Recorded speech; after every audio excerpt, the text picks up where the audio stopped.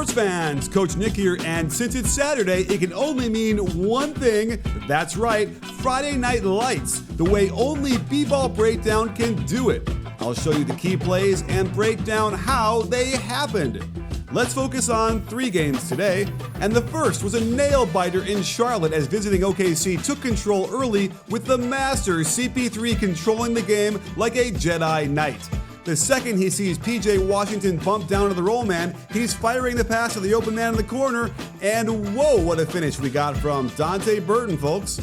They run it again, and this time PJ ain't so keen to bump down, and this leaves Nerlens, the first Noel, open at the rim to cram the baby Jesus out of it. But the Hornets stung back off their defense with the steal of the lob, and check the highlight pass from none other than Malik Bulletproof Monk, and Zeller climbs the chimney and stuffs the stocking. The Hornets must have felt the rain in Spain as they run the Spain pick and roll 3 times in a row to great effect. Monk sets the back screen and the ball screener's mad. The spacing ain't pretty, but Devontae Graham finds a way. They run it again out top. Better spacing this time, and watch Noel get freaked out by the potential back screen that he jumps out of the way. Shai Gilgeous-Alexander doesn't recognize this till it's too late, and Mr. Graham continues to pour fire out of the sky. Here's a cool way to get into Spain. Watch how Graham comes off the back screen by Biyombo and then turns around and back screens Biyombo's man. Didn't quite pull it off, but nice flow into the high ball screen. Noel is walking like one of those old wise men, and Graham drops another one from deep. OKC down too late. They force a switch for Adams down low, and he gets to take, about 5 seconds to be in the lane before Scary Terry makes us all a little scared that he sprinted right by the guy under the basket to close out to a guy 25 feet away. Easy pass from CP3, easy layup for Adams, tie game. They run a pick and roll twist for CP3. Again, he's just the master out here, rejecting the inside ball screen, snaking the dribble back to the middle to attack Zeller, and creating a wide open foul line jumper to tie it once again. Down 4 in a 2-for-1 situation, they clearly do not know what this play is. Guys bunched up in the right corner, Graham trying to create off the dribble, and it worked. CP3 got lost for 2 steps, Bridges leaks out to the left corner and has an easy look to cut it to 1. Down 3, Schroeder is lucky his man didn't slip this screen to the hoop for a wide open layup, but Shai ain't so lucky. He jumps to the cutter, Washington gets right to the cup, and it's down to 1 with under 15 seconds to go. Here's where it got fun. Down 2 after a free throw, the length of the floor, and they just give it to Devontae Moonlight Graham, and he just might go all the way. The screen from Zeller forces Adams to pick him up, easy blow by there. CP3 is the last line of defense, but he just jumps out of the way, and that, my friends, is how you tie a game up. This got weird though. After CP3's missed last shot, Terry Rozier tosses the ball up in frustration. The refs are forced to give him a technical, and since it was after the buzzer, it's tacked on to the beginning of the overtime. We got an old school high post backdoor bounce pass that will warm the cockles of any coach's heart at this time of year. And let's just admire this a few more times, as Adams uses the hook pass to wrap it around Zeller and get it right to Schroeder in stride for the layup and a 5-point lead. When CP3 fought his way into the lane for the wide open layup, this game was over, right? Well, CP3 had better buy a steak dinner for Steven Adams, who cleans up that mess in aisle 3. But check Devontae Graham coming down off the ball screen, through the legs, behind the back, pull from 40 feet, and it's clean through the net to cut it to 1. I kind of like having Graham being the inbounder, since maybe the defense will lose track of him coming back on the floor. But that doesn't happen. Washington is forced to create on his own, and he draws the foul that will enable them to tie it up. But he misses the first. Come on. The intentional miss in the second doesn't yield a shot, and that's one way for a game to end, I guess.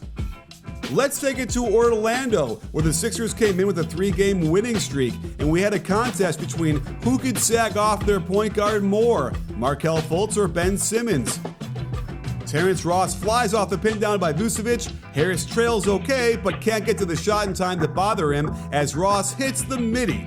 This was part of a 16-4 run in the third by the Magic, and Fournier gets in the action after driving through the middle and kicking it out. The Defense could not get itself sorted out. Richardson was on Vucevic. Embiid kind of doubles him. Harris clearly is guarding Fournier, but gets confused and runs to Fultz. What? Leaving the Frenchman so open, he has time to eat a baguette with fromage. The run continues when they go to horns, and when DJ Augustine sees his man go under the ball screen, he lets it fly. The Sixers might cry. Philly tries to zone up the inbounds play, and man did they screw the pooch on this one. Fournier cuts across and distracts Embiid. Simmons has no need to be standing here since there's no one to guard. Korkmaz assumed Embiid would be on the block because, well, that's where he's supposed to be. But Vucevic gets the easy layup and extends the lead. How about this beauty? Eric Gordon comes off the pin down, ignores the handoff back to Fultz, dribbles it towards Ross in the corner, who does a perfect V-cut to explode backdoor along the baseline, and then the beautiful up and under reverse with the proper right hand to make this a 7-point lead. Let's watch this one again. It's so damn pretty. But the Sixers don't give up that easy. Down 8 with a minute left, they push the ball on the wild miss, and Simmons finds Horford all alone on that right wing for a splash. Then we get a genius call by Brett Brown. The handoff on the right side triggers the hammer screen on the left. Let's call Markelle the sleepy dwarf, as he can't get out there until it's too late. Brett Brown wants to whistle while he works because this is the same play, and I still don't think Fultz knew what was coming. Perhaps he's dopey, but instead, Simmons goes back to the top to either find Harris on the flare or just give it to Embiid, who catches Vucevic as the sleepy one and drops in another 3 to cut it to 3. After a made free throw, the Sixers get Harris open off the curl screen from Embiid. It doesn't go in, but they get one more chance, and while they get out there in time to stare lovingly into Joel's eyes, he returns the favor by swishing one in their face. It got even more ridiculous when the Magic set a bad screen out top, then an equally ineffective one on the baseline, and rather than call the one timeout they had left, can you hear me shaking my head? Gordon tosses a hand grenade out there, and the Sixers are off with a chance to win it. Embiid can't make it happen though, and the Magic pull this one out of their hat. And to Miami, where we had a clash of Eastern Conference Titans, and don't adjust your computers, guys. This is really a key color we wore back in the 80s as part of the Miami Vice theme. Towards the end of the third, if you allow the ball handler to get into the middle on a ball screen, bad things will happen to the defense. Aaron Holiday has no reason to bump down here into the lane, and as a result can't get back to challenge Kendrick Nunn's shot. But Dougie Fresh McDermott is quickly becoming the next JJ Redick, going to his right off the pin down into handoff. One dribble, check the in-air rotation necessary for proper alignment, and this cuts the lead to 6. A quick hitter off the McConnell push. Sabonis gets that cross screen set out top, and when the defense tries to cheat under, McDermott stops and gets it off behind Sabonis, and now it's a 3-point game. Down 5, midway through the fourth, another play that gets coaches out of their seats. A hit ahead to the low post, McConnell keeps sprinting, Tyler Hero doesn't, and they get a gorgeous give and go for the layup.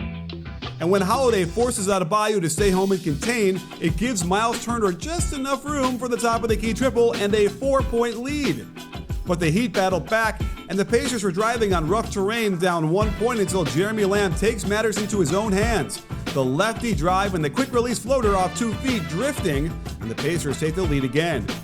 When Butler gets a slip screen from Dragic, he finds the opening. Great rotation by Turner to stop and contest this miss, but the loose ball is saved right back to Butler in the corner.